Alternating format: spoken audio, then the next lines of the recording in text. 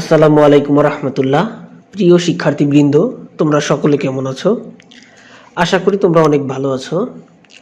আজকের ক্লাসে তোমাদের সকলকে স্বাগত। প্রিয় শিক্ষার্থীবৃন্দ, আজকে আমি তোমাদেরকে ইউনিট 12 লিসন 3 এই চ্যাপ্টারটি তোমাদেরকে বুঝিয়ে দেওয়ার চেষ্টা করব।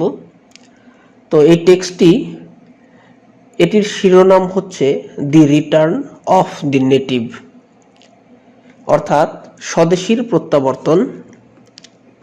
প্রিয় ভিউয়ার্স, এখানে বেসিক্যালি মাইকেল মধুসূদন দত্তকে নিয়ে আলোচনা করা হয়েছে। তো আমি এই প্যাসেজটি শুরু করার পূর্বে দেখো স্ক্রিনে আমি বেশ কিছু গুরুত্বপূর্ণ শব্দ এবং তার বাংলা অর্থ লিখে রাখছি। তো দেখো, সেঞ্চুরি এটি একটি নাউন, বাংলা অর্থ শতাব্দী। ড্রামাটিস্ট এটিও নাউন, বাংলা অর্থ নাট্যকার। অ্যাসপায়ার এটি একটি ভার্ব, কামনা করা।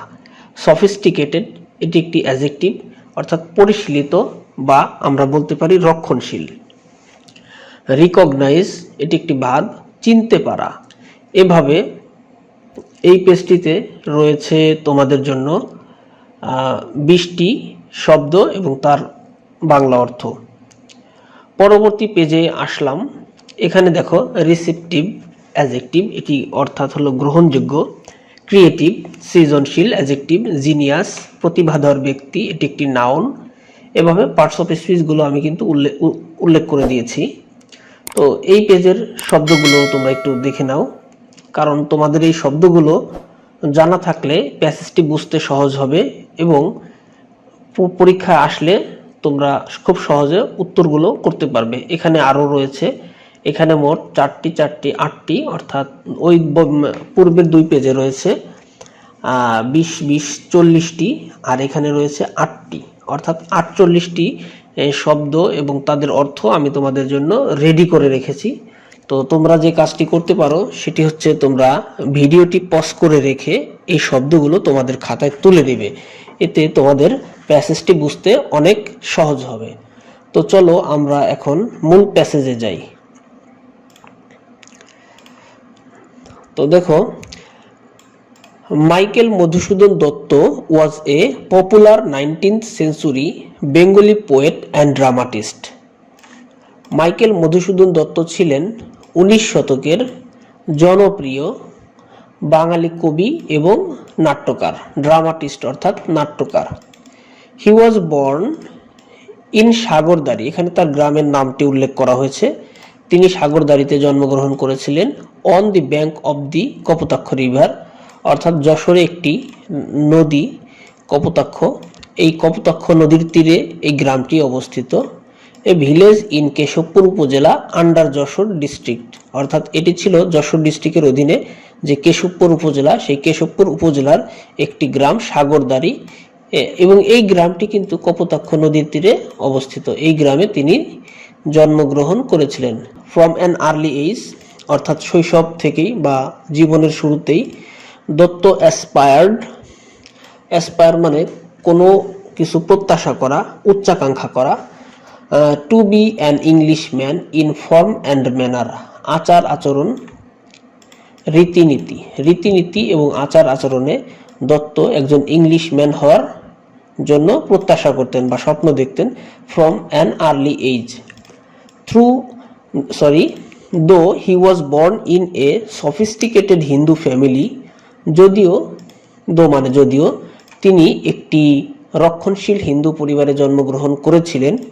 হি টু ক্রিশ্চিয়ানিটি, তিনি ক্রিশ্চিয়ানিটি বা খ্রিস্ট ধর্মকে বেছে নিয়েছিলেন। অ্যাজ এ ইয়াং ম্যান, অর্থাৎ ইয়াং বয়সেই। Much to the ire of his family, অর্থাৎ তার পরিবারের যে অনেক বিরোধিতা ছিল, সেই বিরোধিতার মাঝেই তিনি ক্রিশ্চিয়ানিটিকে গ্রহণ করেছিলেন।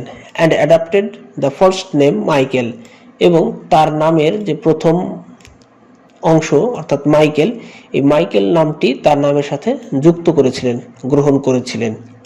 ইন হিজ চাইল্ডহুড, তার শৈশবে। হি ওয়াজ রিকগনাইজ অর্থাৎ স্বীকৃতি দেওয়া, আর এখানে হি ওয়াজ রিকগনাইজড প্যাসিভ ফর্মে আছে।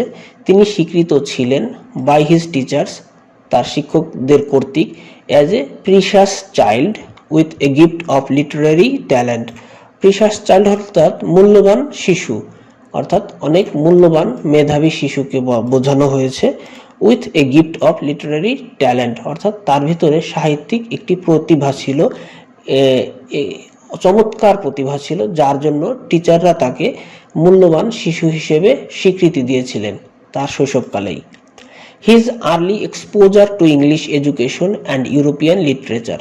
হিজ আর্লি এক্সপোজার তার প্রাথমিক বা শুরুর দিককার পরিচিতি, এক্সপোজার অর্থাৎ পরিচিতি, টু ইংলিশ এডুকেশন ইংরেজি শিক্ষা এবং ইউরোপিয়ান লিটারেচার সাহিত্যের সাথে অ্যাট হোম বাড়িতে, অ্যান্ড হিজ কলেজ এবং কলেজে, অর্থাৎ বাড়িতে এবং কলেজে যে তার ইংলিশ শিক্ষা এবং ইউরোপিয়ান লিটারেচার এর সাথে যে তার পরিচয়, সেই পরিচয়টি ইন্সপায়ার্ড হিম তাকে উৎসাহিত করেছিল টু ইমিটেট দি ইংলিশ ইংরেজদেরকে নকল করতে, in test manners and intellect অর্থাৎ বুদ্ধি, ইন্টেলেক্ট অর্থাৎ বুদ্ধি, ম্যানার্স আচার আচরণ বা রীতিনীতি বা রুচি, রুচি আচার আচরণ বা বুদ্ধি চিন্তা ভাবনা সব দিক থেকে ইংলিশ এবং ইংরেজি সাহিত্যকে গ্রহণ করতে উৎসাহ দিয়েছিল। অর্থাৎ এটা হলো তার আর্লি এক্সপোজার, মানে তার যে পরিচিতি ইংরেজি শিক্ষা এবং ইউরোপিয়ান লিটারেচারের সাথে, সেই বিষয়টি। সিন্স হিজ অ্যাডোলেসেন্স তার শৈশব থেকেই, হি স্টার্টেড বিলিভিং দ্যাট তিনি শুরু করলেন, বিলিভিং দ্যাট এটা বিশ্বাস করতে যে, he was born on the wrong side of the planet অর্থাৎ তিনি এই গ্রহের একটি ভুল সাইডে তাকে মানে তার জন্ম হয়েছিল। তিনি বিশ্বাস করতেন যে তার জন্মটা এই পৃথিবী নামক গ্রহটির ভুল সাইডে বা ভুল অংশে তার জন্মটি হয়েছে। And that his society was unable to appreciate his intellect এবং আরেকটি বিষয় যে তার সমাজ তার যে মেধা রয়েছে সেই মেধাটিকে অনুধাবন করা, উপলব্ধি করা বা তার মূল্যায়ন করতে ছিল অক্ষম, আনএবল, এই বিষয়টি তিনি মনে করতেন। হি অলসো বিলিভড দ্যাট তিনি আরও বিশ্বাস করতেন যে the West would be more receptive to his creative genius. তিনি আরও বিশ্বাস করতেন যে ওয়েস্ট বা পশ্চিমা যে সমাজ, সেই সমাজটি হবে তার যে ক্রিয়েটিভ জিনিয়াস রয়েছে অর্থাৎ তার যে সৃজনশীলতা, সৃষ্টিশীলতা রয়েছে, সেই সৃজনশীলতা বা সৃষ্টিশীলতাকে গ্রহণ করার ক্ষেত্রে ওয়েস্ট বা পশ্চিমা সমাজ হবে বেস্ট, এই বিষয়টি তিনি বিশ্বাস করতেন। Michael was an ardent follower of the famous English poet Lord Byron. Michael ছিলেন বিখ্যাত ইংরেজ কবি লর্ড বায়রনের একনিষ্ঠ অর্থাৎ আর্ডেন্ট ফলোয়ার, একনিষ্ঠ অনুসরণকারী।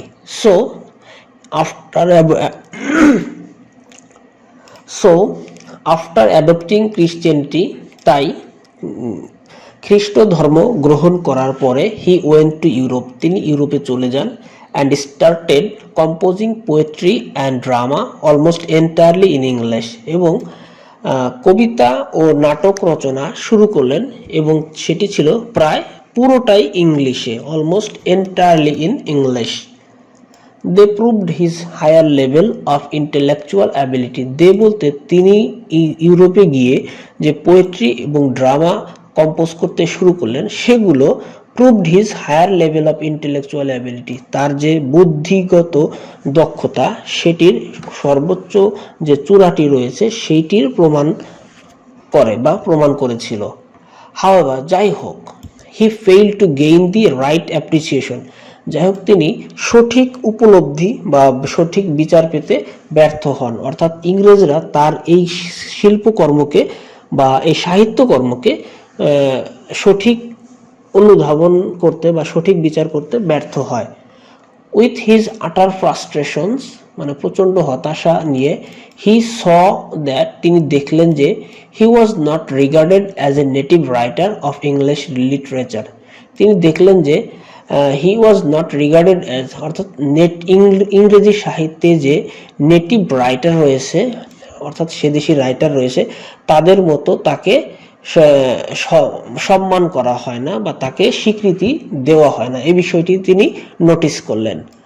আউট অফ হিজ ফ্রাস্ট্রেশন অর্থাৎ হতাশ হয়ে he composed a sonnet in Bangla Kapotaksha Nad. হতাশ হয়ে তিনি বাংলায় একটি সনেট রচনা করলেন, সেটির নাম হচ্ছে কপোতাক্ষ নদ। অর্থাৎ তার বাড়ির পাশে যে কপোতাক্ষ নদী, সেই নদীটিকে নিয়ে তিনি একটি সনেট রচনা করলেন।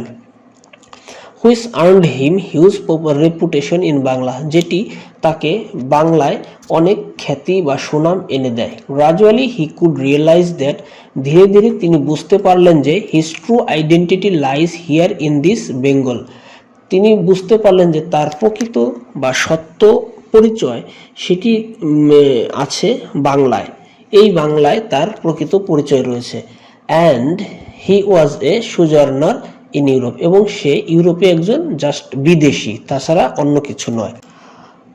Afterwards he regretted his attraction for the England and the oxidant, অর্থাৎ ইংল্যান্ডের প্রতি তার যে আকর্ষণ ছিল সেই বিষয়টির জন্য তিনি দুঃখ প্রকাশ করেন। হি কেম টু বেঙ্গল, তিনি বাংলায় ফিরে আসেন।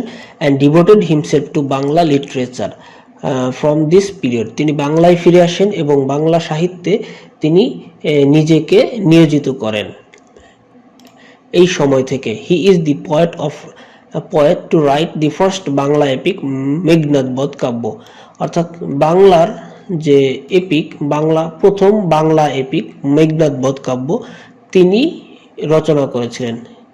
অর্থাৎ তিনি বাংলার প্রথম মহাকাব্য মেঘনাদ বধের রচয়িতা। আর এটি এই টেক্সটটির সোর্স হচ্ছে উইকিপিডিয়া, সে বিষয়টি এখানে উল্লেখ করে দিয়েছে। সো ভিউয়ার্স, আমি চেষ্টা করেছি তোমাদেরকে এই টেক্সটটি বুঝিয়ে দেওয়ার জন্য। আমি যার জন্য প্রথমে শব্দার্থগুলো লিখে রাখছি এবং পরবর্তীতে পুরো প্যাসেজটি আমি ইংলিশ থেকে বাংলায় ট্রান্সলেট করে দিয়েছি। তো আশা করি তোমরা বুঝতে পেরেছো, এবং যদি এর পরেও কোনো সমস্যা থাকে, বুঝতে প্রবলেম হয়, তাহলে অবশ্যই আমাকে কমেন্ট বক্সে জানিও, আমি তোমাদের এই সমস্যাটি সমাধান করার জন্য চেষ্টা করব। তো সকলকে অনেক ধন্যবাদ, আল্লাহ হাফেজ।